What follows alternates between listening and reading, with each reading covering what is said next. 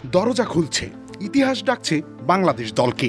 প্রথমবারের মতো ইউরোপে খেলতে যাচ্ছে বাংলাদেশ ফুটবল দল।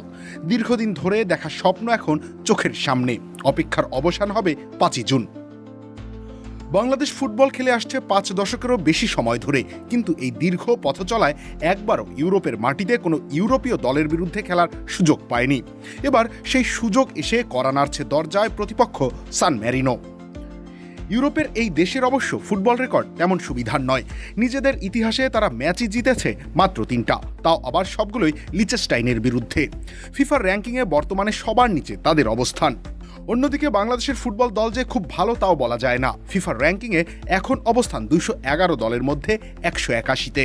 কিন্তু আস্তে আস্তে লাল সবুজের দলের মধ্যে যে পরিবর্তন আসছে তা নিয়ে সন্দেহ নেই।